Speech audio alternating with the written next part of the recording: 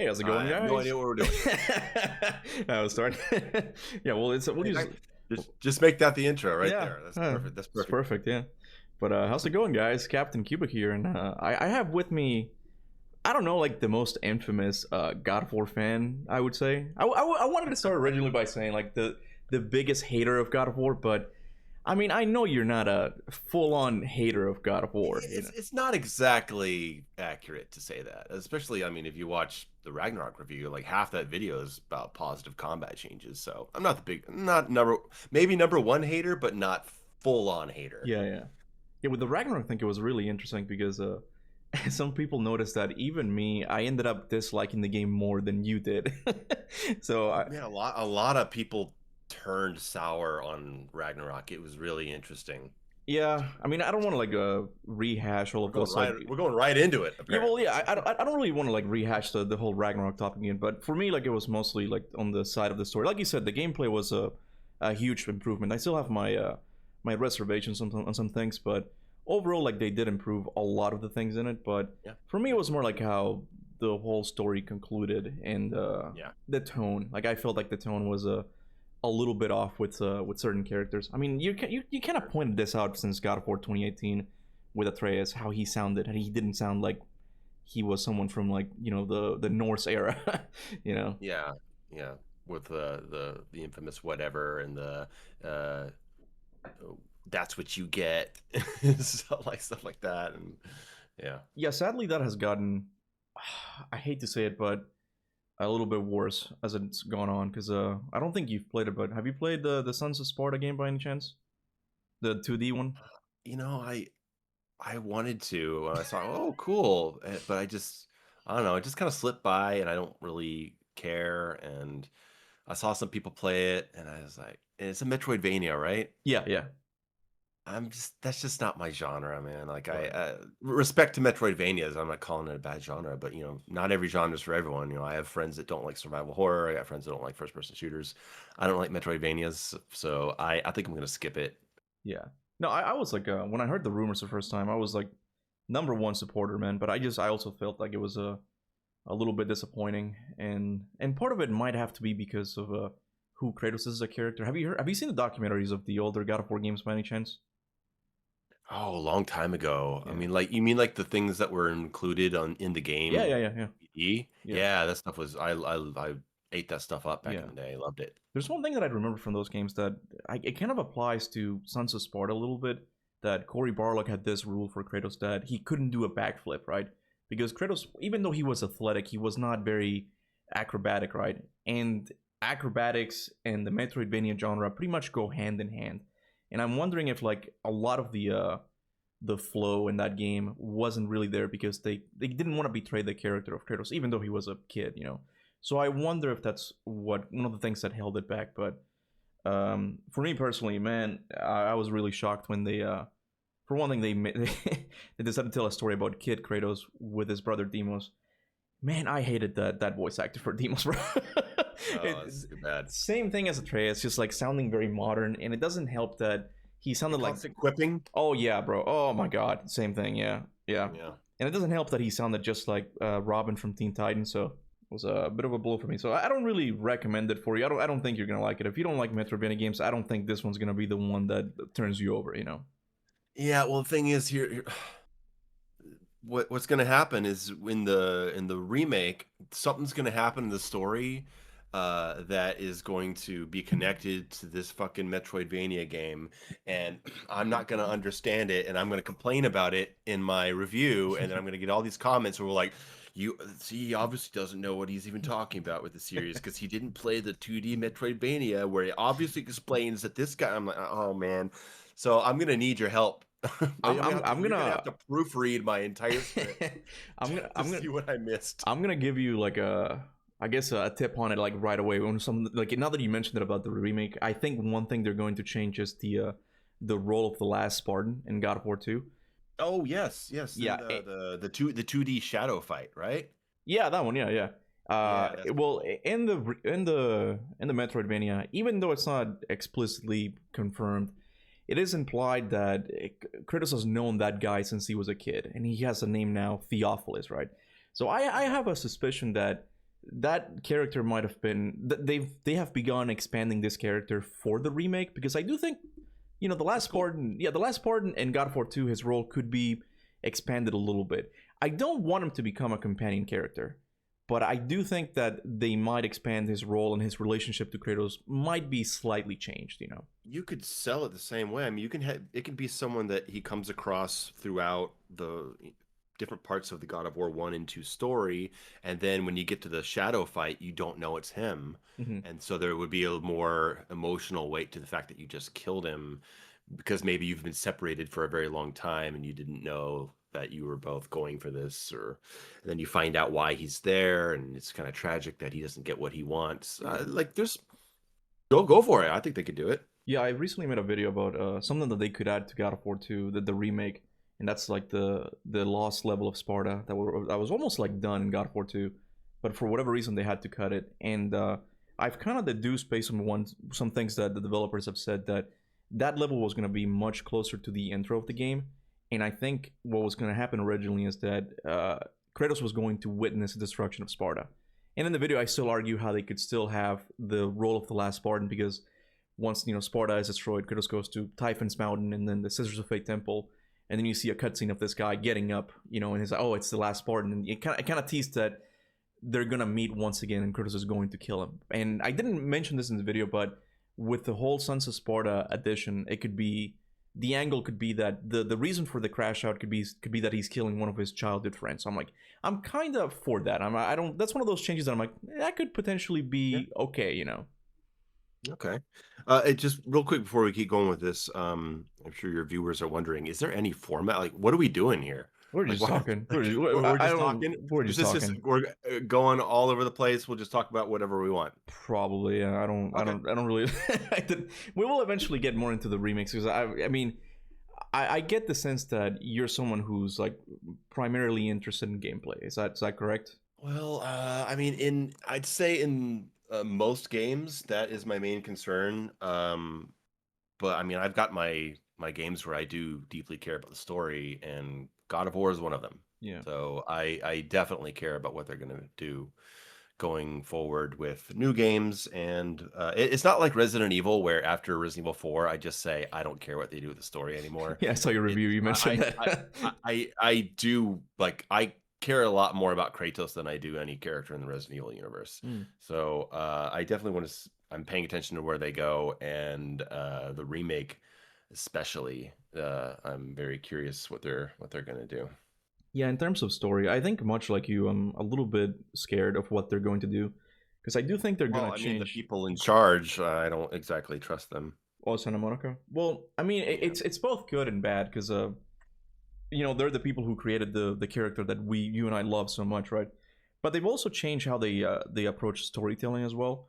And that's the part that scares me, but I just don't think they're gonna do something drastic, at least in the first two games.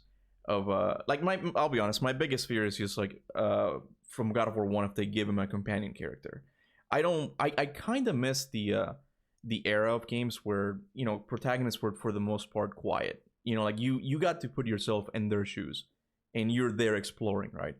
But it just feels like modern AAA games like always have to give you a companion character, and I really don't want that for God of War 1 and 2. And you notice how I haven't included God of War 3, because I have a strong suspicion that they might expand the role of Pandora in God of War 3 to be that, because it might work well with the story, but I still don't like it. Those old games, they really had a perfect way of delivering their story, which is that they just let you play the game for long periods of time, and like you might like read a statue or observe something happening in the background, and you would kind of take in the world, and then you would get to watch a little story scene, and you would get a little bit of what was going on, and then you would just go on playing the game, and the story didn't feel like an interruption. The story felt like a reward.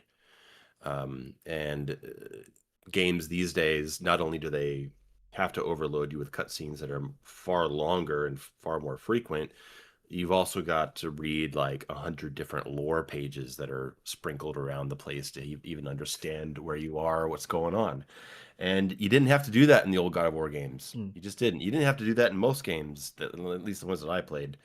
And so I just don't really like the trends of storytelling in modern games. So I worry that they're going to try to deepen the lore and the story so much in the remakes that following the story is going to turn into busy work.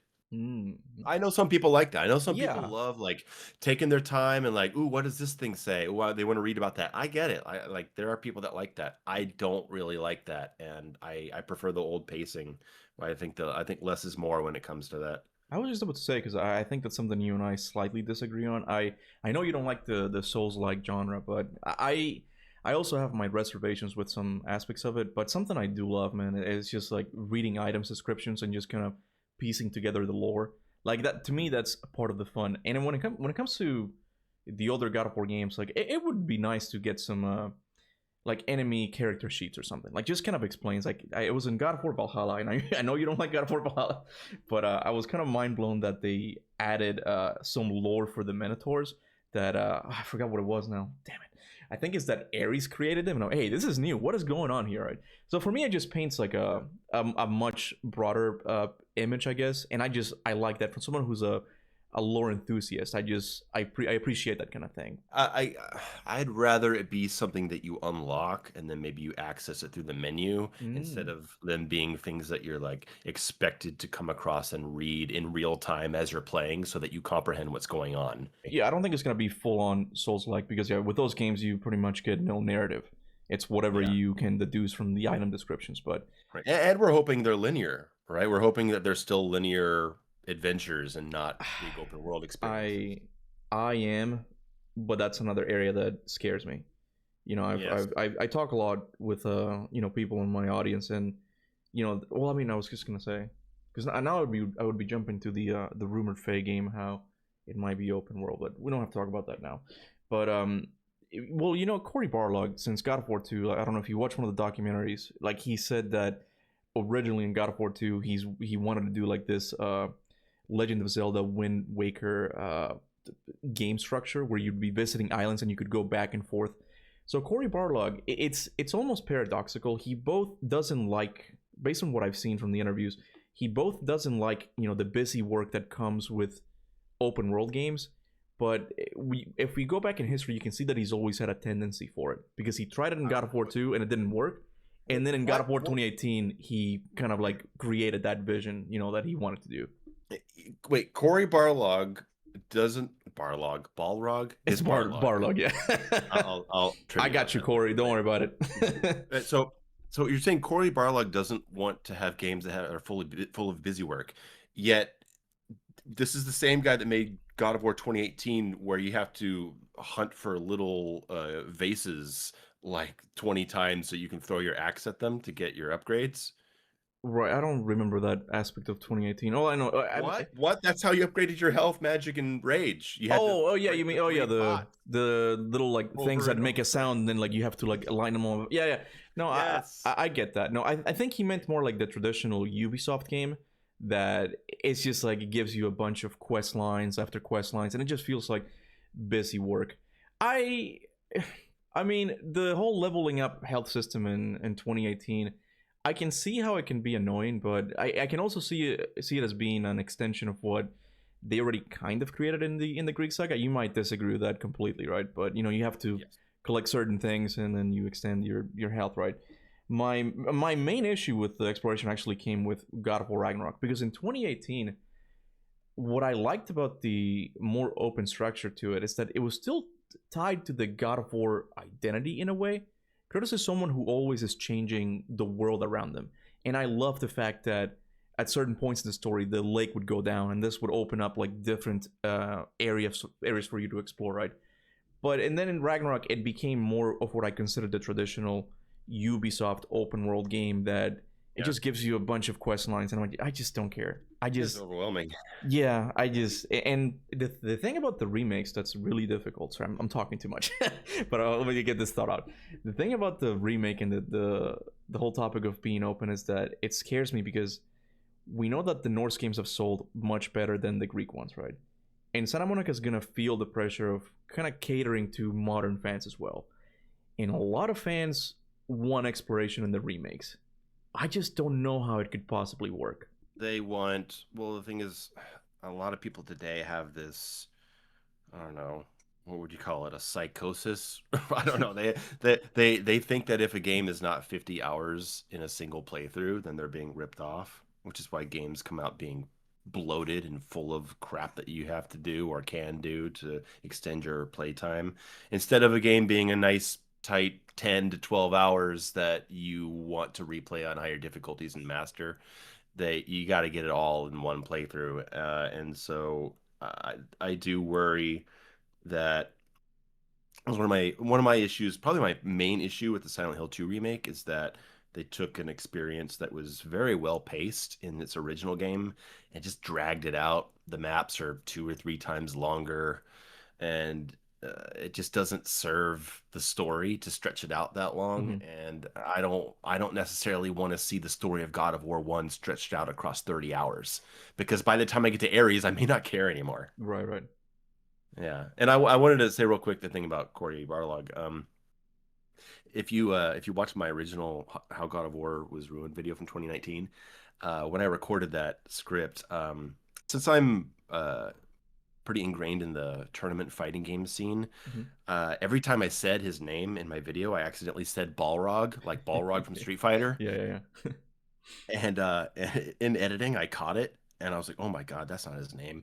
And so I had to get the mic back, and I had to I had to punch it in. So every time in the video, and I say Cory Barlog, and like you can, if you listen, you can hear the tone of my voice is different because I have to punch in his name every time. Go back and watch that. You'll Yeah. hear it. Well, to me, You'll never be able to unhear it. well, the thing is, I didn't notice it, and I mean, that kind of stuff doesn't really bother to me. To me, like to this day, bro, like I have to go back in my videos and add certain things. Like lately, I'm having to edit a lot of my videos, and with mine, you can definitely tell when I'm like splicing in a new like audio file because I'm in a different mood, and it's like, but you know what? At this point, I don't care. Like to me, Yeah. I take that phrase of like, don't let the I forget how it goes.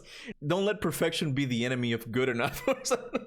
You know, Yeah. as long as I get the main message that I want to get across, like I don't care if I have like an audio like a voice crack. I don't care if I sound different. I guess it's an area that I could as a content creator improve on. But you know, like you're good, man. Like don't worry about it. It's a skill. Like you have to learn the exact distance to sit from your mic as you were in the previous recording. If you were recording late at night, you don't want to do a punch in the morning because your voice sounds different in the morning. Your voice sounds different after you eat and before you eat. All kinds of things can change the tone of your voice in a video. And so, a nice little trick is that if you need to punch something in and your voice really sounds different, just put a little static punch in. Like that's what I do. Like, and then like it's obviously something I punched in extra, and then you Ah, can go back. So it really is like an obvious punch in. Make it obvious instead of hiding it. oh, I see. I mean, that's a good trick. I Yeah, do that sometimes. I'll keep that in mind. Yeah. But I mean, going back to the whole topic of exploration thing, I definitely don't want them to turn out like the Norse games did, where you have a map and like you said, like we said, we have to do like side missions. Like I can imagine in God of War, if they're gonna do that, I can imagine the body burner like giving you like a quest to like collect certain bodies and bring them back to him. Like I don't want that. I really do not want that. You know. But I do think that there is some. I don't know. I was gonna float this idea by you because I do think that there is some area that they could add some exploration, right? But Hmm. not too deeply. Because look, you look at God of War One, and the whole level in Pandora's Temple. Man, I love the fact that there's rooms in that temple that you can go after collecting certain keys, and it gives you an upgrade. Like that moment when I realized that I could do that was so mind blowing to me as a 10-year-old, you know. And I like the fact that there could be some extra rooms in Pandora's Temple, for example. What I don't want is once I ascend to the top of Pandora's Temple, I don't necessarily want to go back to it. I want it to be kind of, if you did it, you did it. But if you're not, you're gonna have to replay the game again. You know. People really don't like that though. They like, what? I can't complete that quest. Fuck, like I don't know. A lot of game design today has to revolve around the way that people get angry about your game and complaining about it on the internet. Mm-hmm. Whereas you could just release a game in the past and get the critic reviews, and then the game is what it is. But you know, you've got streamers and reviewers and everything, and if they get upset that if they get upset that you can't complete that side quest, all right, if you can't do that sex mini game that you saw 10 minutes ago Yeah, yeah, because you just decided to go check out this other room first and now you can't come back, I mean, that's good. That makes people upset. yeah. I mean, the issue with Santa Monica right now is that it's both good and bad for them. They've gotten so successful, but once you enter the mainstream, you do have to be more receptive to a lot of other people's opinions, right? Mhm. And like you said, when it comes to like the exploration stuff, I just don't know how they're going to please both the old fans and the new fans with that. I had this Yeah. idea. I was thinking about I know you don't like I don't think you like the Last of Us one, but anyway. The No, last, I do. I played it when it came out, and I enjoyed it very much. hmm, I don't know if I would enjoy a second playthrough now, but back then I liked it a lot. I liked the story it told. I thought it was fun. Played it on a high difficulty. It was challenging. I'm currently playing Last of Us 2, hmm, very slowly. Just play. I'm playing with someone, so I only play it when they're here. But so I'm not anti Last of Us. I don't really like its influence, but that doesn't mean that I hold it against the game itself. yeah, we can really see it as being like the one that started the whole dad Yeah. and son genre type of I, thing. I want my character to walk for 10 minutes and talk. Yeah. One thing that I did like in The Last of Us that I there were certain rooms in that game that you had to open them by using one of your knives or something, right? And Mhm. once you use the knife, like once you use the knife to open that door, it would break, so Yes. you couldn't use it in combat, right? But Mhm. you would go in there and get some supplies and maybe get a little bit of dialogue or something, right? I Yeah, very remember, Dead Space. yeah, yeah, I remember liking that a lot because it made you choose on that point. Okay, do you want to use, this thing that can save you in combat, to open this thing, or do you want to keep it for later, right? I love those decisions. Yeah, but again, it's one of those things that it's that type of exploration that once you pass that level, you're not gonna go back to it, and I think that makes it more meaningful. Yeah. And I know that in your recent, I forgot what you titled the video, but the one I reacted to, the one about Oh, the the 10 things that could be better in yeah, remakes, right? I watched a reaction. What a wonderful reaction video. yeah, You said something in it that I really wanted to bring up here, and I can't remember what it was. But the Doom moment at the end, that was amazing. oh yeah. Just absolutely amazing. That was really funny because I pretty much mirrored what I guess would you I expect your audience to say at I that knew moment. everyone would say it. Yeah.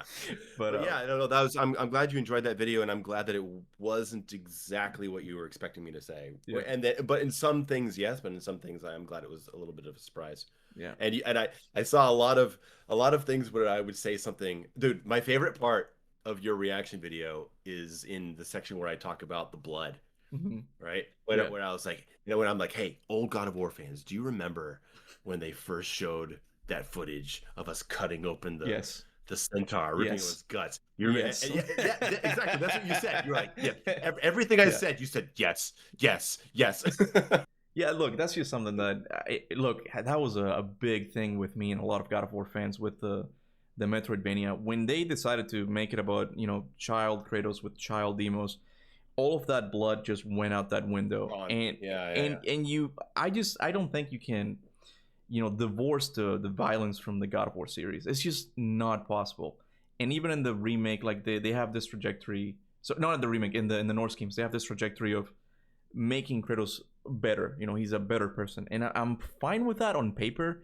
But it creates this dichotomy between the story and the gameplay, where in the gameplay he's just ripping jaws out, but in the cutscenes he's more like I must be a better person. It's like I don't know how they're going to resolve this. I'm sure like there's ways to do it where he's still kicking ass, but I love the violence. I love how Yes. nasty God of War is. A game like Devil May Cry, it's more about like being like fancy and doing a bunch of combos. God of War 2, Yeah, you don't need Dante like ripping people's intestines out. It exactly. He's wouldn't work for the yeah, tone of the game or the character. exactly. But yeah, in God of War, I love God of War 3. I love it when you grab the minute not the mentors. No, it is yeah. You grab him by the neck and like you slowly like stab him in the throat. I'm like I love that. Like it's something that Yeah. God of War can't be divorced from it. What were we talking about? I forgot. The video that I did, you said Oh, you I were think we're talking about Exploration, right? Yeah. Okay, so we can circle back to the whole thing about doing multiple finishers because I'll be honest, I'm not really sure how that could work, but we'll circle back Well, I to mean, that. like, don't you get tired of, stabbing the Minotaur in the mouth with the same animation every time and mashing circle to get that animation? Like, I feel like you could. Well, I mean, what if you have one animation where he grabs the horn and then he shoves his face into your blade, but then there's another animation where Kratos jumps on his back and pulls the blade up into his throat.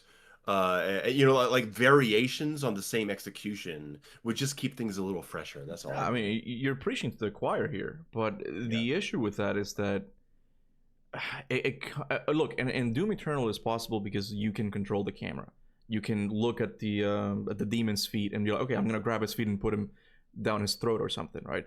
Or you can go from behind him. Like I feel like you get more freedom when a game like Doom Yeah, Eternal, but that's great, and it's not just it's Doom, and there's some other games that do it as well. But uh, I mean, you don't have to make it player controlled. You could just make it automatic. You could just make it like a roll the dice situation. When you go in for the execution, it rolls the dice, and you get one of five different animations oh, I see. depending on what the game generates for you. And even that, even just the randomness of what execution am I going to get this time is fun.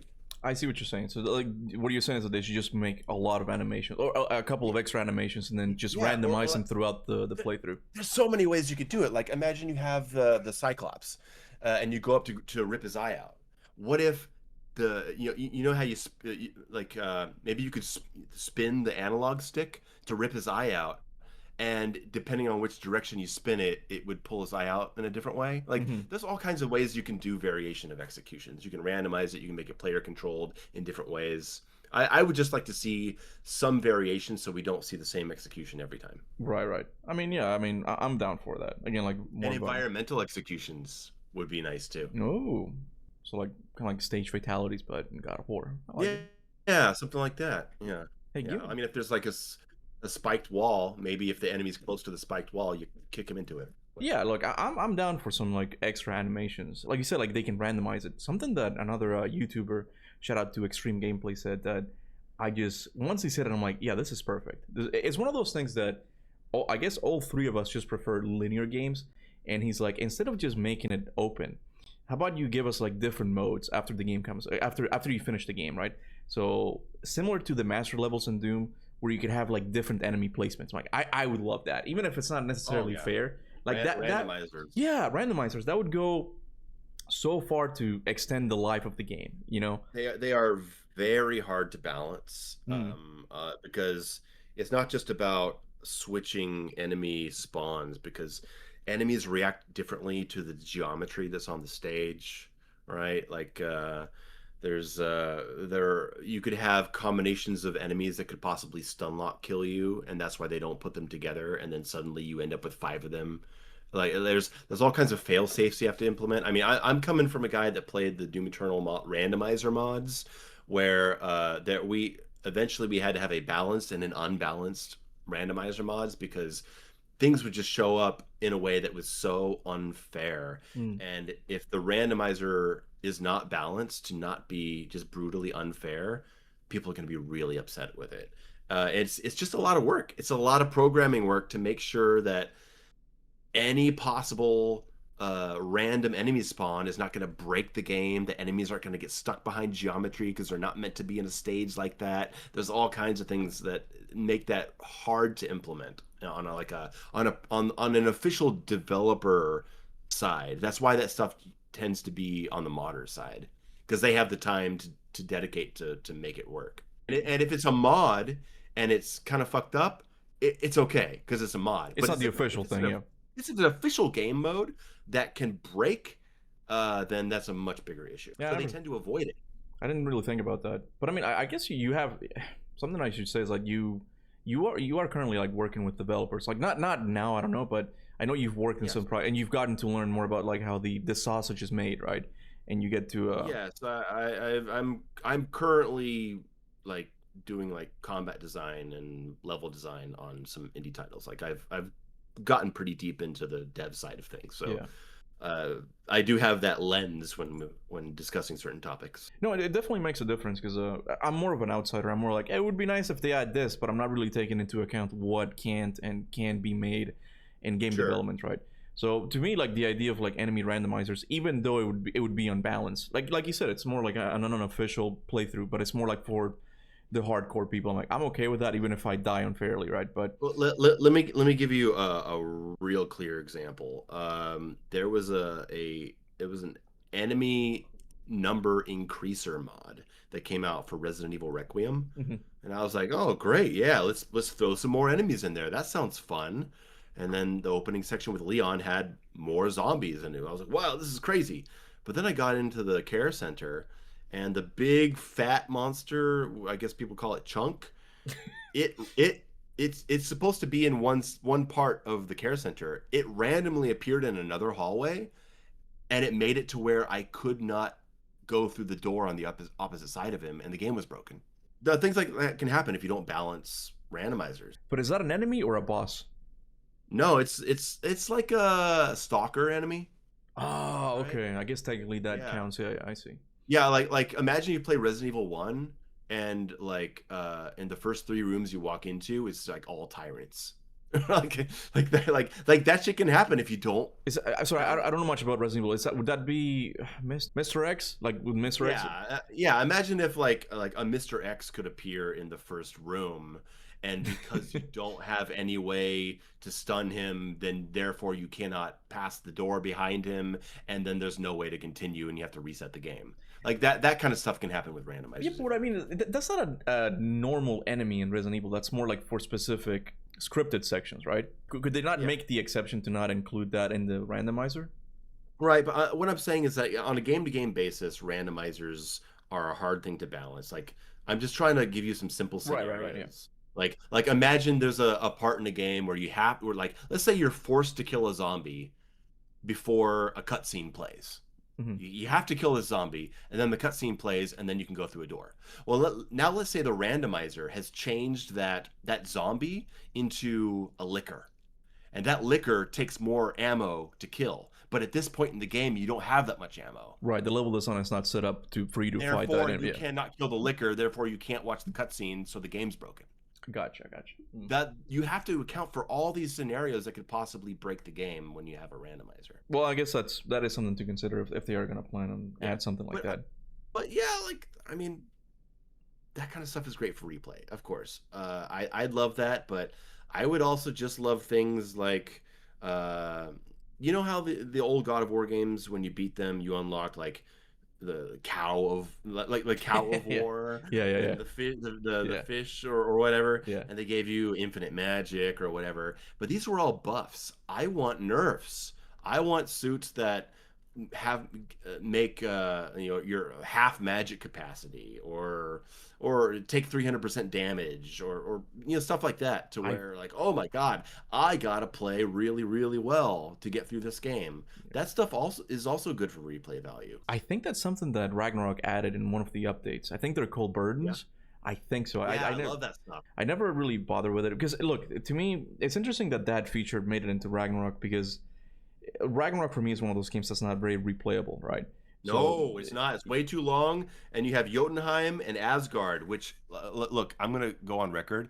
Asgard is worse than Jotunheim, in my opinion. Oh, the one with that's what the kids call a hot take. Mm-hmm. But yeah, I think Asgard is worse than Jotunheim. The wall climbing offends me more than the yak riding. I don't know, man. I mean, it's like a discussion of what's that might be the whiskey talking. I'm sorry. No. You're good. It's fine, because for me, Ironwood just gives me flashbacks. But what I was trying to called me. Hey, everybody, all the Captain Kuba fans. This motherfucker called me on like the day 2 or day 3 of Ragnarok. He called me on Discord, and he's like, "Dude, have you gotten to the part with have you gotten to Jotunheim yet?" And we were talking about, and he was like, "Man, I don't know about this, man." He was like, I don't think I like this. I'm like, "Yeah, welcome to my world." Yeah, I think I messaged another God of War YouTuber, and he was like, Yeah, man, that part was rough. Look, to me, I mean, we made it back. Oh man, my audience is gonna give me shit for this, but oh well. Like to me, I don't understand how that part made it into the game. Like it's one of those things that I understand it from a story perspective, but god damn it, bro, it's one of those things that I just don't think belongs in a God of War game. Like that level of slowness. I understand for the story, I understand it, but can we not get the same like story focus without actually having to collect fruits and ride on the cow and stuff like that? That's just the part that that really grinds my gears, but Yeah, I know. It is the sole reason I didn't replay that game. And as a guy who's like, I'm a huge modern God of War critic. Obviously, everybody knows that. I played God of War 2018 4 times. mhm. I played on multiple difficulties. I played it on Give Me God of War New Game Plus and Give Me God of War Raw. Like I really dove into that game to understand it to make that video. And there are things I still like about it. I never call it bad, right? It's more disappointing to me than it is bad. Right, right. Ragnarok, I played once, and then I said never again. Well, I mean, this kind of brings me to like, I mean, what we were talking about this whole thing about exploration, right? Because I get the sense that a big issue that developers had was that people don't really like to replay games. Like most people, just most gamers don't like Most to. people don't finish games. If you look Yeah, at the exactly. statistics, Yeah, like under 30% of people finish any game they play. yeah, but that's what I mean. Like, so it's brilliant what PlayStation has been able to, like, The Last of Us, and you could argue Uncharted started it, right?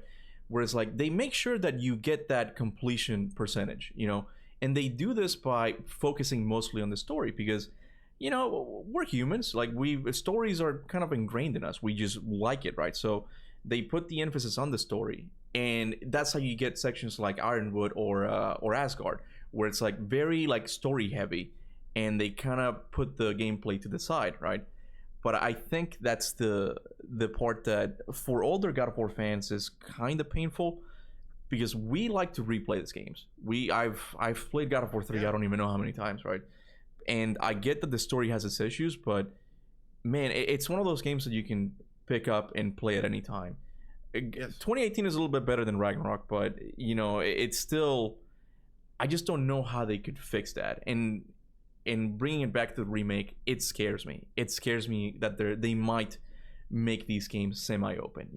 Can you imagine? Okay, I want you to close your eyes and imagine this. Go for You it. start God of War 1 Remake. Um, it starts with a very long cutscene, and then you, instead of starting on the boat where you're fighting the whatever, the guys, the Mhm. monsters, instead of that, you start in the city, and then you have to like walk around and talk to everyone and hear about how the Hydra is attacking the boat, and then you have to go to like a rowboat, and then you have to row for like 2 minutes through the water, and then board the ship, and then like slowly climb the ladder. Now that I think about it, it Am I wouldn't giving you an surprise me. anxiety attack? Because I'm having an anxiety attack It, right it now. wouldn't surprise me. Yeah, like you see Kratos like drinking at the equivalent of a Oh bar, and God. everybody's whispering, "Is that the Ghost of Sparta?" And like, Hydrate, and yeah, hydrate. yeah, yeah, exactly, yeah. Because Oh no. yeah. Well, look, when it comes to like those story changes, I recently started to replay Resident Evil 4, the remake, right? Because when it came out, I played it, but I live streamed it, and it's not that I had a bad experience. I did like the game, but I felt like my attention was divided between the chat and the game, right? And this time Yeah, around, it's dangerous dreaming. yeah, but this time around, I'm like paying more attention to it, and I don't know, I like what they did with the intro specifically. Like I don't remember the role of the policeman in the Resident Evil 4 remake, right? But I like sorry in the original one, but in the remake they kind of slightly expanded the role so that they're the reason why Leon Kennedy goes out and like explores the village and stuff, right? And I like how they used him to set up like the world a little bit better. So I'm okay with like minor changes like that to the story, but again, we go back to this whole thing that I don't know about like big story changes. Like that whole thing of Kratos starting in the city, and then you talk to people. I don't want that. I'm really, really worried about that. I just love the pick up and play aspect of that genre of games. Whether it's God of War or Bayonetta or Vanquish or Devil May Cry or like any of them or Ninja Gaiden. You just like they just put you in the game and then they let you figure it out and they don't.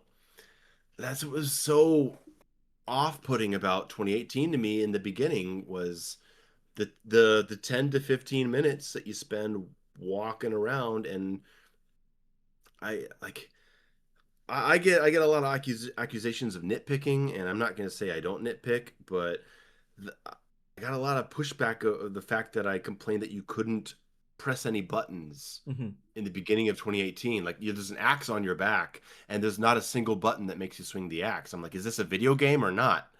Like, what are my attack buttons? No, no, no. No, no, no. We don't want you to press the attack buttons right now because this is serious story mode. And then it turns out in Ragnarok, the first thing I did was test the attack button, and they let me swing the axe. And I I was like, listened to oh, you, man. wow. It was Isn't that nice? that was Thank specifically you. for you, man. They did it That was for you. specifically for me. I have it in writing. But you don't think that an argument could be made that it's like as to not overwhelm the player with a lot of choices? Because I know for a fact that even in the Resident Evil 4 remake, when you start off, like you're just walking a little bit, like you Yeah. can still run, and that's one issue that I don't like about Mhm. the 2018 intro, that you just can't run until you No, you encounter the can't do troll. anything.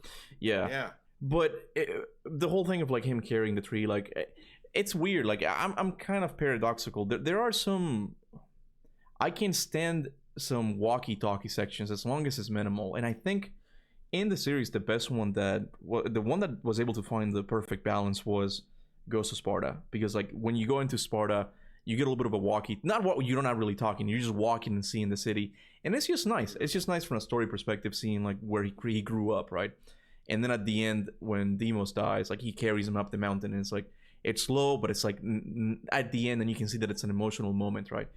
But to me it just feels like the Norse games are more, they're more intrusive. Like those sections are more prevalent, I guess. You know.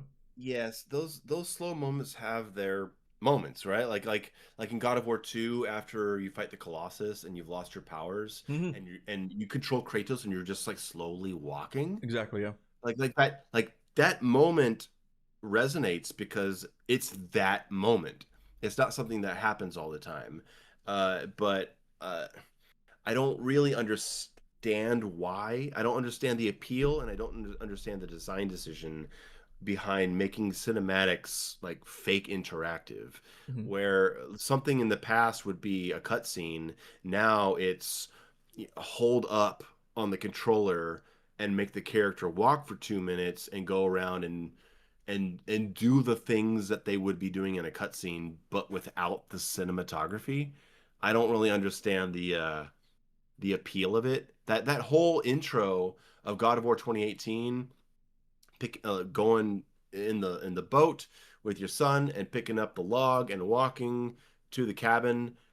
Why is that not part of the cutscene where Kratos is also, I mean, for lack of a better phrase, setting his wife on fire? Why, like, why is, why, That's a like, bit right?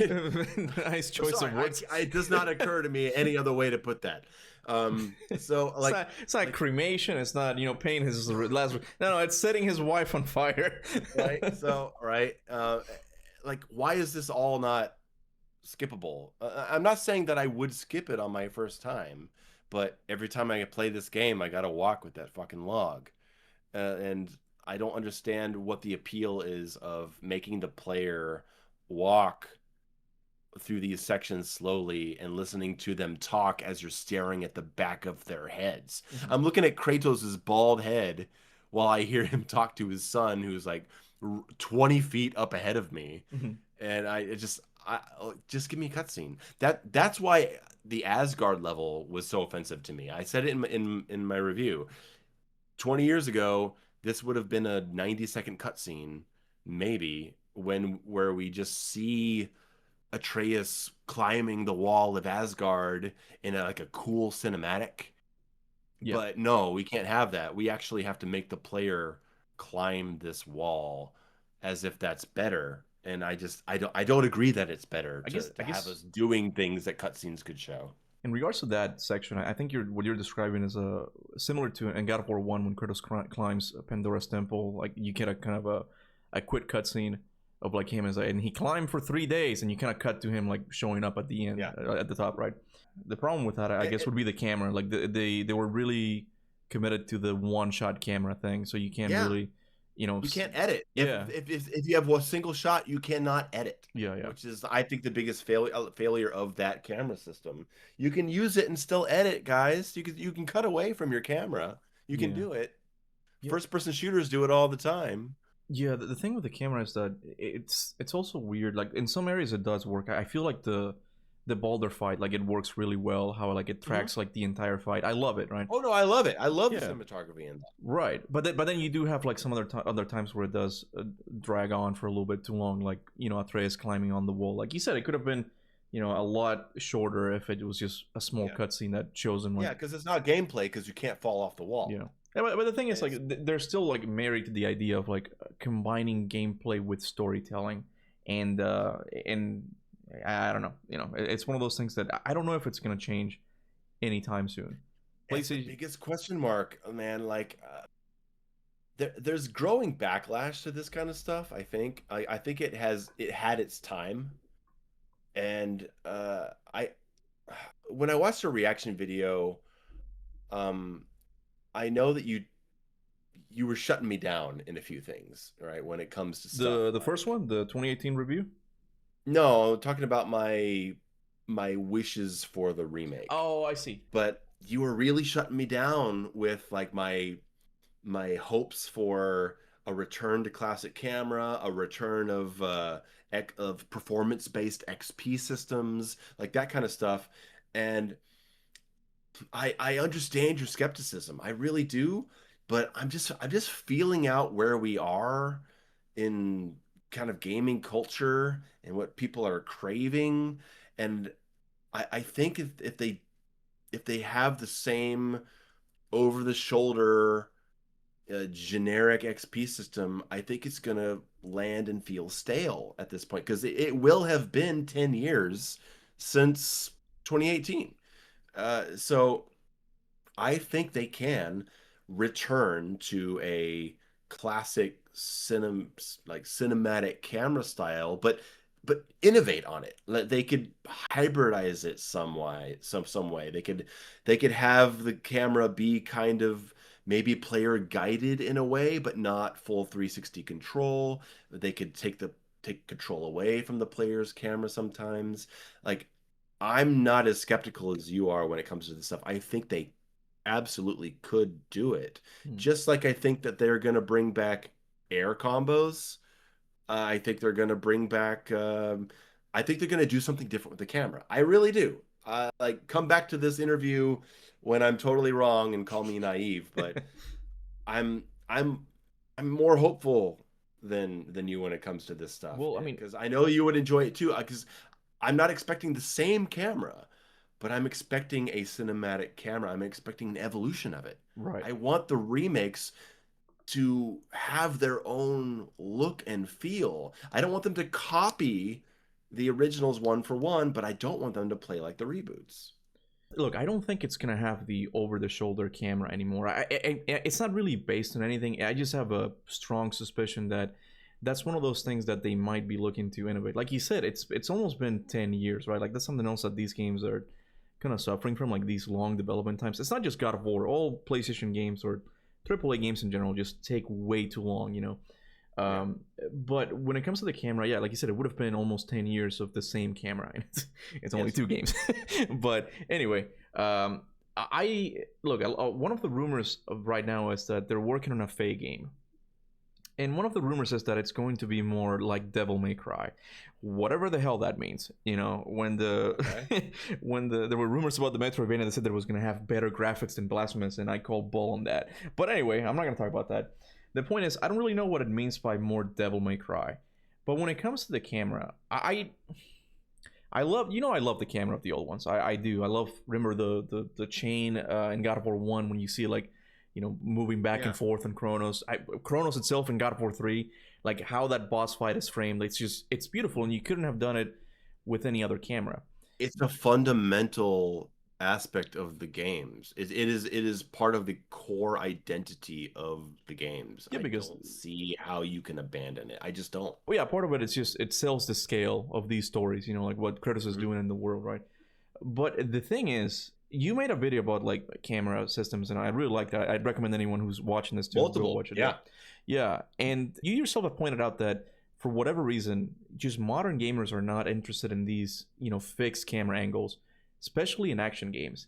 Every hack and slasher of like the PlayStation 2 era that you see get a revival always does away with the fixed camera angle. Devil May Cry got rid of it in DMC5, and Onimusha now is also getting rid of it. Yeah. I'm seeing the trend, and I just don't see God of War Ninja having it. Gaiden.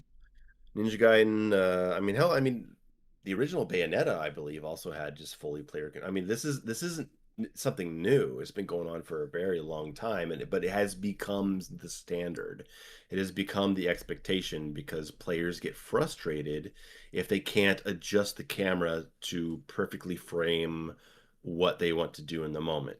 Mm. And it's a fight. It's a fight between what you value. That's the way I phrase it. Like, do you value the cinematic presentation of the experience, or do you value having full control over what you see?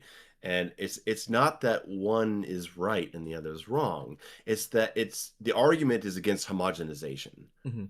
Is that we don't want every single one of our games To to look and play feel the and same, yeah, look and yeah, feel the same way. yeah. Um, and that's I don't want to do an air launcher with Kratos and be able to spin the camera on a 360 axis, or maybe even on the y axis, like above and below me. I don't want to be able to fully spin the camera around as I'm fighting with Kratos, because part of my experience of Kratos's adventure is the way that the camera framed it. Mm-hmm. And to me, I felt so much more connected to his adventure because the directors of the game, they were directing my feelings as I was fighting. And if the player is directing the action, then there's no way to feel about anything. And like if all you care about is the action, then fine. But you play Devil May Cry 5, and if you close your eyes and you try to imagine like a striking visual from that game, I don't get it because nothing was ever framed in a cinematic way as a picture or a painting or a great shot in a movie would. But I close my eyes and I think about DMC3, and I think about that downward or that upward angle of Dante inside the big like cylinder castle. Or I Mm-hmm. close my eyes and I think about Dante running on the left side of the screen towards the castle across the snow. Like, I have these very, very vivid images Yeah, yeah. in my head, and I don't want to lose that. I think it's so crucial to God of War because God of War was the game that did it the best. It did, yeah, Like, that's not even debatable. yeah. They had the best camera. And I'm sorry that I'm so connected to this one issue of the camera and God of War. And I mean, look, dude, people will call us stupid. I'm sure people will call you stupid for thinking the old camera is great. most Norse fans just kind of chalk it up to nostalgia, as he's like Nostalgia, you're just right? like calling it just because like it's what you're used to. But Yeah, I do get what you're saying, that it not only frames like the combat arenas in a way that the developer wants you to see like the enemies, right? I do think that Ghost of Sparta and Chains of Olympus have some issues. There's some wacky moments there where the enemies attack you sure. from off screen, and it can get annoying. And There's always an even issue. yeah, and even in God of War 1, like there's some areas that feel kind of annoying, just how the camera shifts way too fast. And I remember Yeah. just sticking out. But like you said, God of War 2 and 3, I think they perfected it. Oh, they I don't perfected. Oh, I don't God, yeah. remember there being a single moment in those games where I was annoyed with the camera.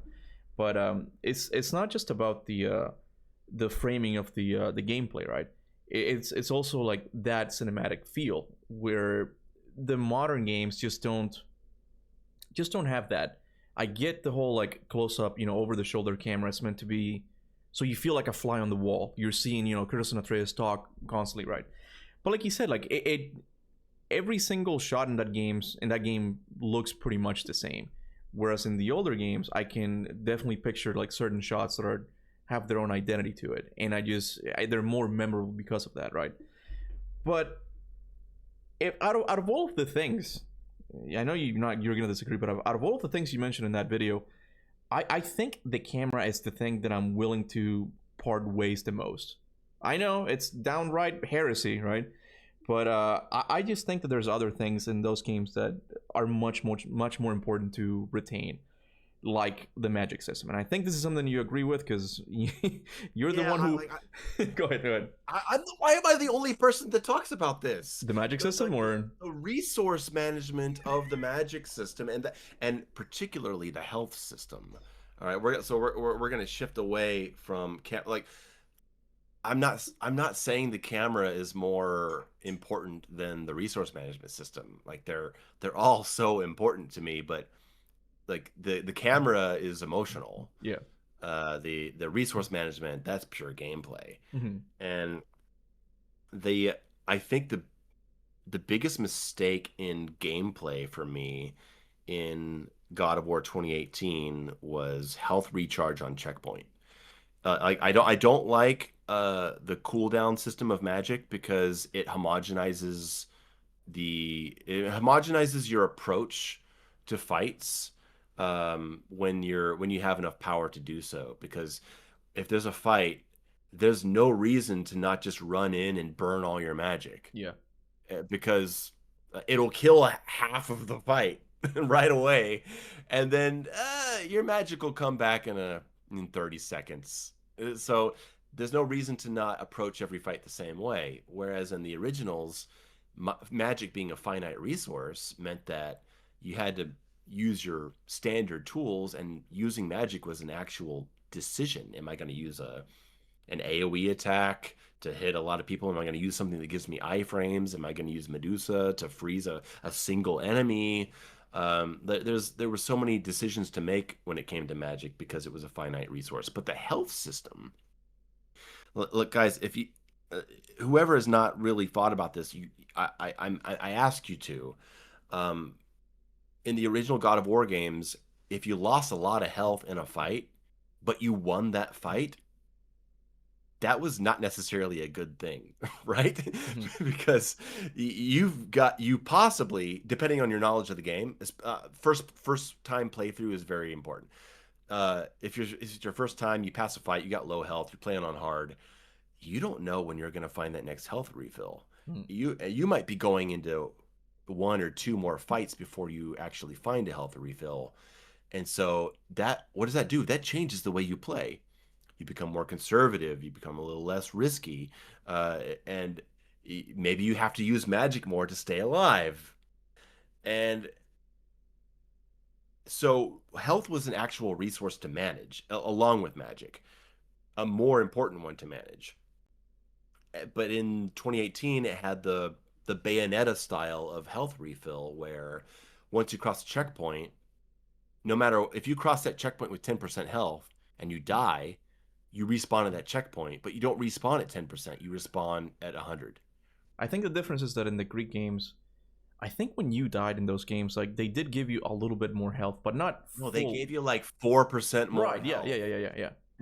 But like you had to keep fighting, and like eventually they would refill your health. And that's a way to stop people from being utterly fucked. Mm-hmm. Right? We don't want people to give up because they have 2% health and they can't make it through a fight. But we do at least give them the chance to fight it out by not refilling their health entirely.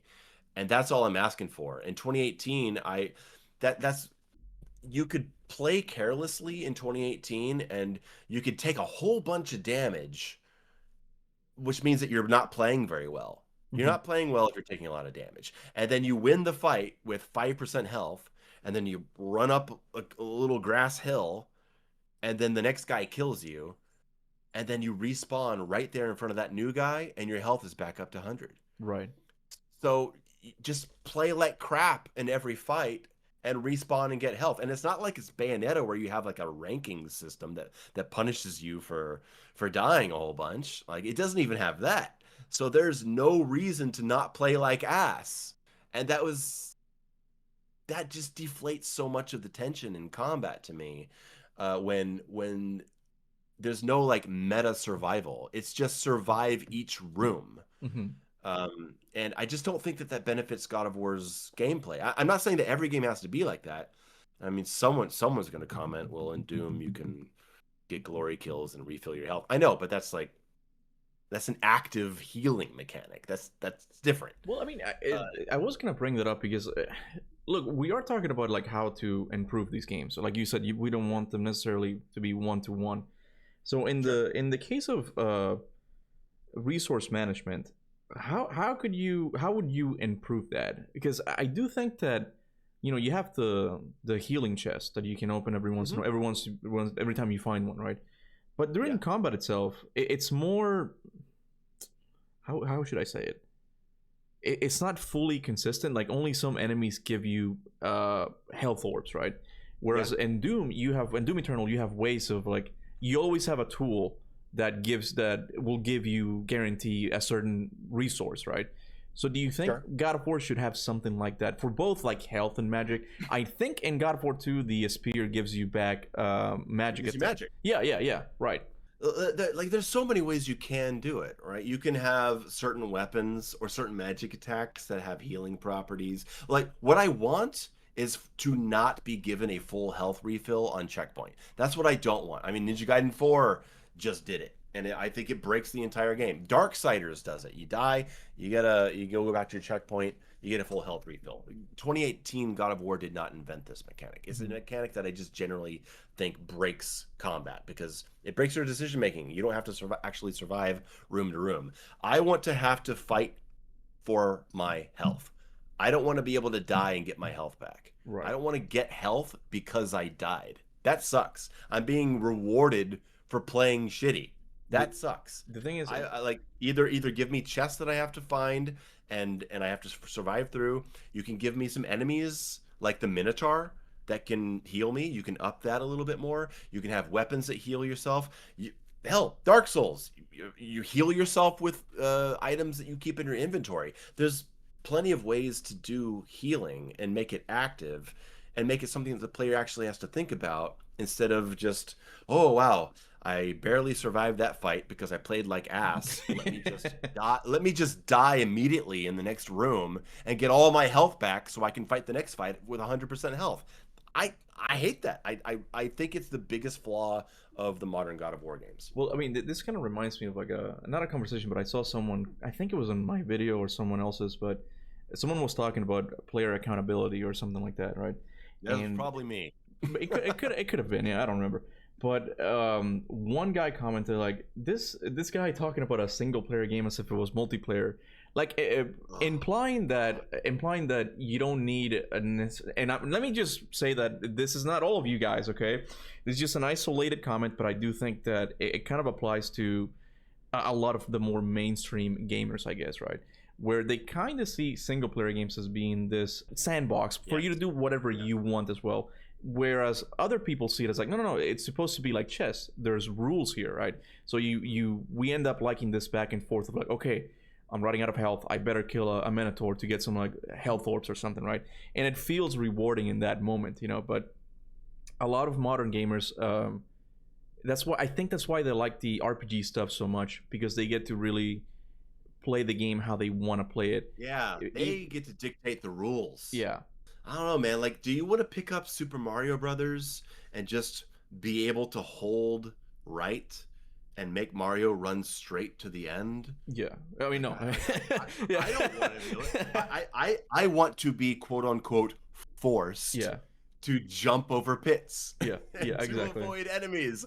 I want to be forced to play the game that you designed, man. Like, don't let me bypass what you designed. But okay, but let me steal, man, the other side, okay? Because an argument can Okay. be made, especially for the magic section. I know in God of War 1, the rage meter, they had it set up as to when you used it, you couldn't turn it off anymore. But Right. in God of War 2, they changed that to you could turn it off whenever you wanted, right? Because they wanted to encourage players to, you know, To use it. to use it, exactly, right? Because they didn't Yeah. want to like keep it until the end of the game. Could that not be said about the magic system as well in the games? Because a cooldown system, you know, you're always gonna get it back, so you feel more inclined to use it in combat. Because I do know that sometimes during the Greek games, like I ended up just kind of holding on to my magic. There were some times where I just felt the need to just use it, right? But a lot of times I felt the need to just kind of hold on to it because you didn't have that, I guess, like a Doom Eternal equivalent tool that gave you magic more consistently, right? So would you say that a cooldown is not? Let me rephrase it. You don't think a cooldown is a way to address that issue? You don't think that's what they were doing with the cooldown system? I mean, it's not that I don't think that anything can be on a cooldown. I think it depends on the tool that you're using.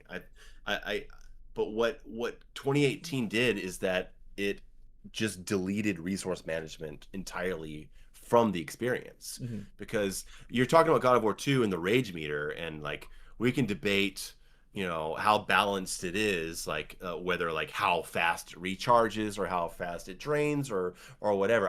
I generally think that having it something that you can activate and turn off is a good thing, but we can talk about the recharge and all that stuff. But that is one factor in a game that already has resource management. Mm-hmm. 2018 is you're getting rage, but you're also having cooldown based. All of your magic attacks are cooldown based. All of the Atreus's abilities are cooldown based, and your health is coming back at 100% at every checkpoint. And so the general experience of resource management is so minimal that it's just not an integral part of the combat experience, which I think hurts it. And thing is, you don't want to look at one isolated thing and say, oh, well, how about cooldown here? It's how it all mixes together, because you can't talk about all that stuff without talking about the fact that the player has no control over the XP that they're building. Mm. It's all randomized. And so, like, what are we doing? Like, all my magic comes back automatically. I don't have to think about it. I can open every fight with magic. It doesn't matter how good I play and how much damage I take, because I get my health back in the next room if I die immediately. And it doesn't matter if I have good defense or do good combos or anything else like that, because I get no XP reward for playing well. And so it's all one big pot of slop. Mm-hmm. Well, I mean, this kind of brings me to like I have like bullet points here of the things that I kind of want to touch on. So we kind of did like resource management, but now that you brought the whole issue with the XP like system that they have in the newer game versus the older games, and how this relates to the remake, because you said in your recent video that you would want the XP to be improved on, right? And I was curious as to like what ideas you might have about that, because look, I honestly I when I first talked to you like a couple of years back, the whole XP thing was like, I know it sounds kind of dumb, but it was like it's kind of when I understood. I'm like, oh wow, yeah, I never really noticed that you can get more XP. The game itself is so fun to play that I just did combos naturally. Like I liked playing like that. So but more recently I'm playing like through Devil May Cry, the all of the series, right? And that is a game that does require you to do way more combos. Like you really feel the need, because there's no red orbs chest or something like that to like fill you up, right? So you really do have to do combos in that game. Is that when you say that you want that aspect in the remakes to be improved on, is that what you're aiming at? Like, do you want it to be more like Devil May Cry, or do you want it to be different, or do you even have an answer for this? I mean, I don't want it to ape Devil May Cry necessarily. I think that style meters in general can be beneficial if they're implemented right. Like, I'm not against some kind of like style where like if you're like playing really well, then you start earning more XP like a Devil May Cry game. I mean, I think you can implement that fine in a God of War game, but I think that old combo system was really cool because you saw it right there on screen. It said, "Oh, you just hit 25 hits in a row. Here's another 6 orbs," right? Or you just hit 50. Here's another 10 orbs. Like, Yeah. that was really psychologically satisfying to me as a really good like player feedback for how well you're playing. I felt that was more rewarding than just seeing a letter ranking on a style meter change. Actually getting the real-time feedback of what I'm earning, I thought was a lot cooler. Oh, I see. Plus you get the cool brutal whatever. I mean, that's essentially a style meter. But it's not just that. You can have passing a fight and taking no damage and therefore you get an extra 100 orbs. Mm-hmm. Perfect defense bonus, Mm-hmm. right? You can have hitting 10 enemies at once with Poseidon Rage gives you an extra 25, and so you try to get more enemies all together. Kind of like how using Medusa's head on flying enemies Yeah, would yeah, cause them to land and crush, and you would get the crush bonus. yeah. Like that kind of stuff is really cool to learn and play into, and Mm. to recognize those situations. Be like, oh, airborne, pull out Medusa, boom, get that orb bonus. Yeah. And it also plays into exploration as well, right? Like you want to explore, so you find the chests that have more red orbs. There's multiple ways to be gaining XP that is under the player's control, and the reboots, they only put it in the player's control in terms of exploration, which is great, right? We want players to explore. Exploration is fun. But when so much of the game is based on combat, we want to be able to give players XP rewards for that. And now they do have the skill bonuses, right? They have like for like the skill upgrades. Like Ragnarok did a good job of that, right? Where do like certain attacks and something like that, you would be able to unlock something. That was cool. I do like that. Like I Is that said, the one Ragnarok where was are those the ones where you once you use a certain ability, like they give you the ability to like yeah, like you had to yeah, do certain things to be able to unlock right. stuff in the skill tree, if I'm remembering Yeah, yeah, correctly. yeah. Ragnarok did a better job than that than 2018 did. But the moment to moment combat, it needs something, because I don't like that I can just absolutely dominate a room, take no damage, use lots of my tools, create great juggles, have good magic management, and some dunce playing on normal who spammed all of his magic and mashed buttons and killed everything got 5 more XP than I did because it's randomized. Fuck that. What are we doing here? Like, I don't like that. Like, and you don't have, look, I know you said that they're not going to bring back the combo meter. Maybe they won't, okay? But it's not about the combo meter. It's about Yeah, actual accountability. player Yeah. accountability, and a way for the player to influence the XP that they're gaining, because that feels good. It feels really good to be able to reach those upgrades a little faster, because I'm kicking ass. Yeah, That's no, a great feeling in the original games. I actually have a bit of a story like about that. Like recently I started replaying God of War 3 on the hardest difficulty, and I noticed that before getting to the Hades fight, I could only do I think like one like blades level up. And I'm like, I'm really gonna try this time to extend like my combo meter as much as I can to see if I can like get like the next level up as well. And it felt good, just like me like looking at the combo meter constantly to make sure that I would get like extra like 3 extra orbs. And once I finally got to the Hades fight, I'm like, okay, yeah, I made it to like a second level, and I don't think I had ever done that before. And it's like you said, it felt rewarding because like I was behind that decision. I'm like, I'm gonna make sure I play properly, like parries, like do like extend my combo as much as I can, kill all the rats that give you 1 orb. I always like that little detail. But in terms of like getting that combo up, it felt good. I just do think that like you said, it needs to be expanded on the remake. And yeah, like the ideas you gave, I kind of like that. Those are kind of nice. That's a good, like I said, I agree with you. It's a good feeling, because people will say, oh, it's negligible. It's negligible the amount of orbs you get from maintaining combos. Like, well, I mean, if you're getting 20, 30, 40, 50 hit bonuses room to room, that's you can start adding up several hundred orbs pretty quickly. Mm-hmm. And then you get upgrades faster, and it's just a nice feeling. I'm not Well, saying it's everything, well, but something they could do in the it's remake is just cut down the level of like red orb chests that you can find, and like put like you said, yes. like give those ideas put those ideas that you gave, and that way Yeah. you're forced to like do that kind of stuff in combat more often and not Do rely you on the remember chest. do you remember that idea that I had in the video? I remember that you liked this a lot. That Ragnarok should have had uh rooms that required you to do combo juggles. Oh That yeah, yeah, like yeah, that there would be like a door that would only open if you could like get an enemy launched into the air and keep them airborne and not hit the ground yeah, for 5 seconds. yeah, yeah. Like that kind of, like those kinds of things.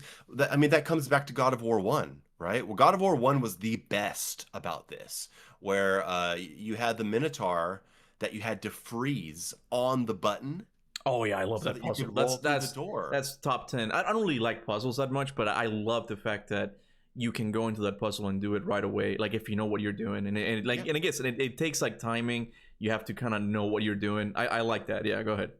It teaches you combat skills. Yeah. Right? It's a puzzle that teaches you how to play better in combat. And if the puzzle forces you to do these things, then you learn how to do them, and then you start naturally thinking about them in combat. Like that's and Ragnarok just doesn't have that. Ragnarok is very like, okay, here's the combat and here's the puzzles Hmm. outside of throwing the axe, right? Yeah. Like where's the juggling system? Where are the puzzles where I have to like where I can only do this puzzle if I have some of my skills unlocked for the axe and I have to use this certain combo and I have to juggle it in a certain amount of time, like that kind of stuff. Yeah. I Go ahead. want to see those kinds of puzzles because the originals had that stuff. Yeah, I think for you, it's not necessarily that you don't like the combat in God of War Ragnarok. It's more like you wanted to see it implemented in different ways outside of just regular fighting enemies.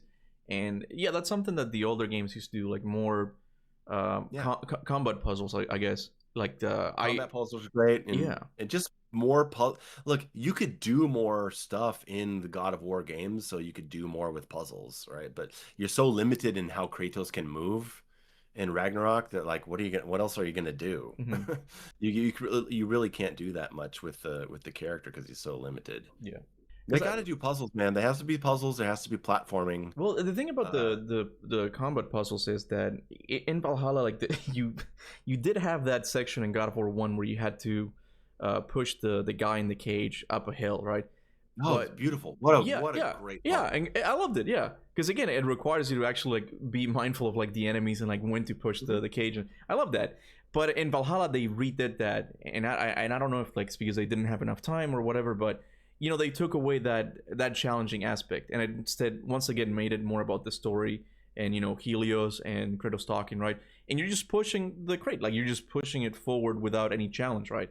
So I don't know if it's because like in that moment it made more sense for the story to not include the gameplay part of it, but I do hope like those sections do come back. That's one of the things that I think like distinguish the older God of War games from Devil May Cry. You have like those little like mini adventures, I guess, you know. Whereas like one of my favorite ones is I know people hate it, but in God of War 2, you have to push a statue to block the fire that keeps coming at you, and you have to push it while fighting enemies. It's similar to Right, the the Phoenix area, yeah, right? yeah, that Yeah. one. I love that, you know, but I don't know if they're gonna make it in, and I want to extend an olive branch to Santa Monica. I don't know if they're doing this because they're trying to appeal to more of the mainstream audience that is not really that good at this kind of stuff, Yeah. or if it's more of an artistic choice. They're like, we're not doing that anymore.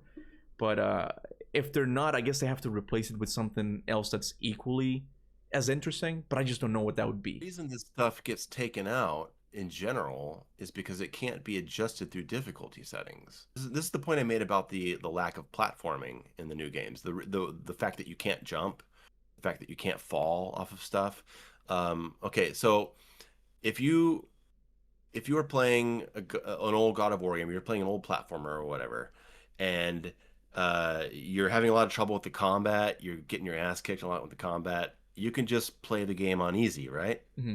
And then you'll get through the combat. But if that game has puzzles, if that game has platforming challenges, those platforming and puzzles don't change across Mm-hmm. difficulty levels. I see. Yeah. And so if you're somebody that struggles with that stuff, you're screwed no matter what. You either have to do it or you don't. And so they've taken them out.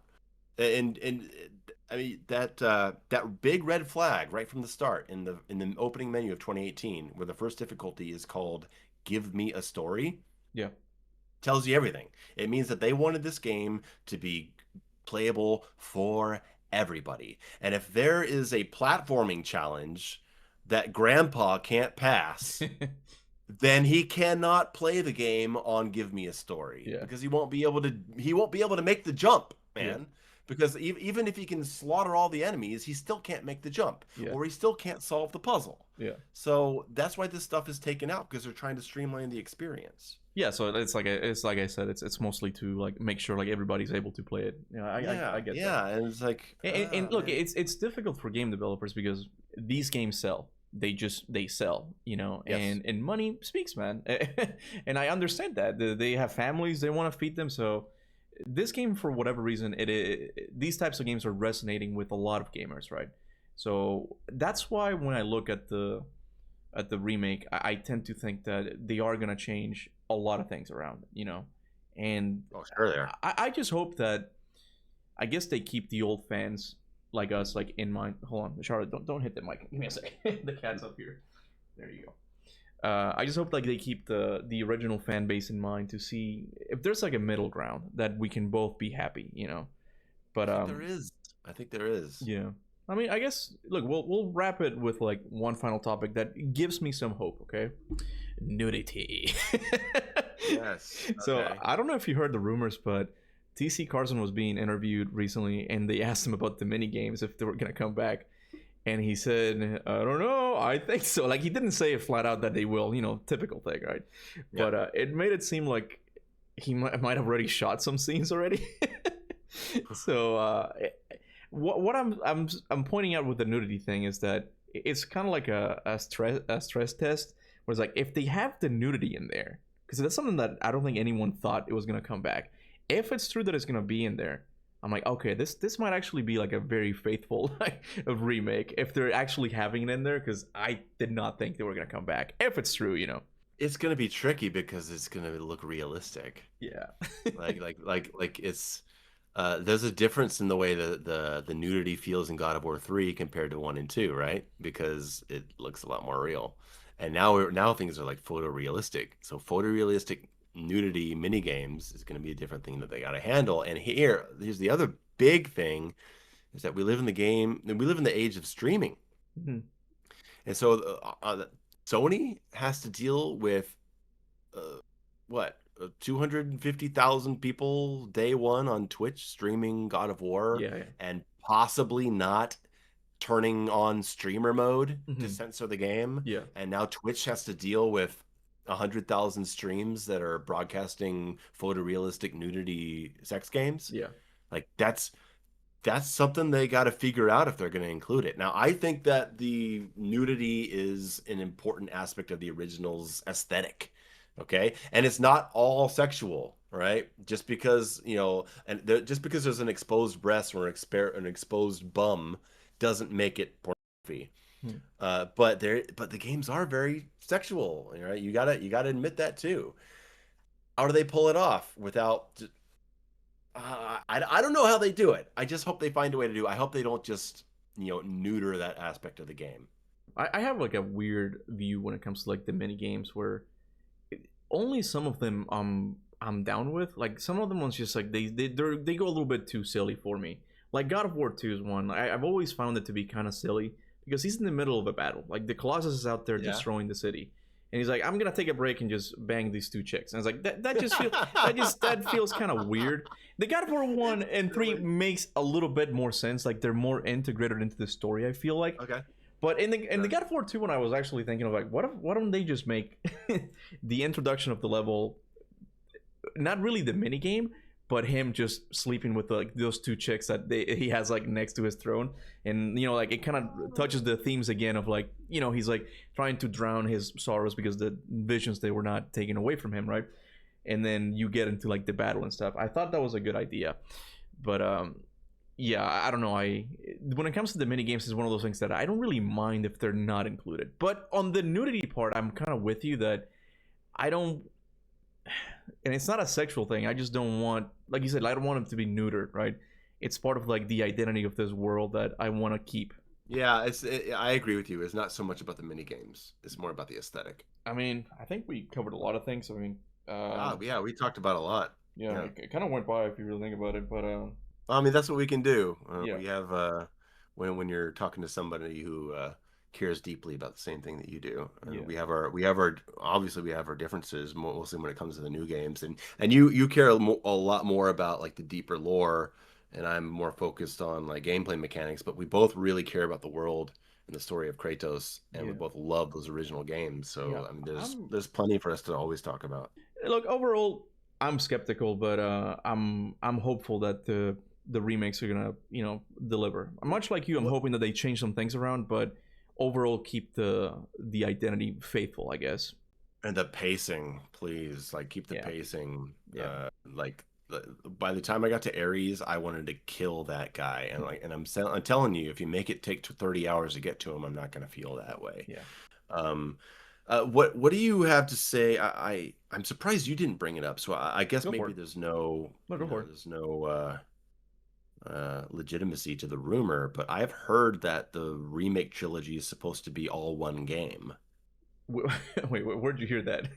I don't remember where I heard. I read it somewhere. I'm not saying that this is I mean, true, I hope it wasn't right? my post. So in April, on April Fools, I made a post like about like a leak, right? And I said that yeah, it was gonna be all one game, like a highlight reel of sorts. And Oh people were God, like, maybe that was it. I wonder if Maybe like it that was spread and it. people actually believed that because I know I had a lot of people in my comments saying that they actually believed it for a second. But I just have a vague memory yeah, of I don't. reading it somewhere. Maybe that was it. But I God, I can't. Oh, what a nightmare that would be. yeah, well, like you can go back and read it. Like, it was one of my most popular posts I've ever made. That's But okay. but Maybe I saw it like resurrect a couple days after April 1st. yeah, I don't know. Didn't Yeah, see I it. actually had to go back and say like this is an April Fool's because people were seeing it afterwards, right? But that idea, I don't think it's not a legitimate rumor, right? But funny enough, it's an idea that a lot of God of War fans have had like almost simultaneously. I'm like they just have this. It's a weird thing that's going on. There's like yeah, they just have this idea that it's going to happen. It's all gonna be one game, and I don't know. I don't necessarily like that It would idea. result in so much cut content, Yeah, and it exactly. would be exhausting of an Yeah, adventure. yeah. But then again, you have the Norse fans because in my post I said that yeah, the story is actually Norse Kratos telling the story of his Greek days to a group of Norse warriors. And like I love that. And Kratos is narrating through the story. I love that, and it's like yeah, that was a joke, but some people end up liking the idea. So I'm hoping Santa Monica was not listening to that.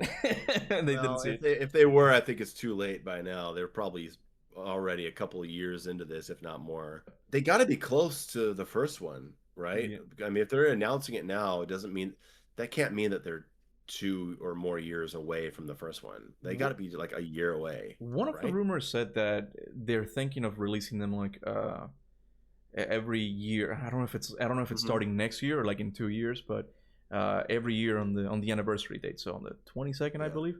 So I don't. If that's the case, they probably have like God of War 1 almost done, and they've already like begun thinking about God of War 2. So, but again, these are just rumors. There's a ton of rumors right now we're dealing with. We also have the Faye game, the Atreus game got canceled by Blue Point Games. They were working on it, so it's kind of up in Oh the air. no, that makes me really sad. How's the It's your favorite how's character, the man.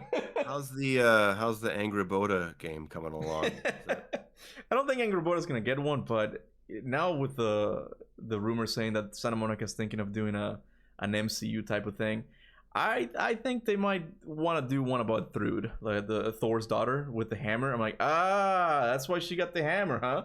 I have a suspicion that they might think about doing one with her, but I don't is know it a how.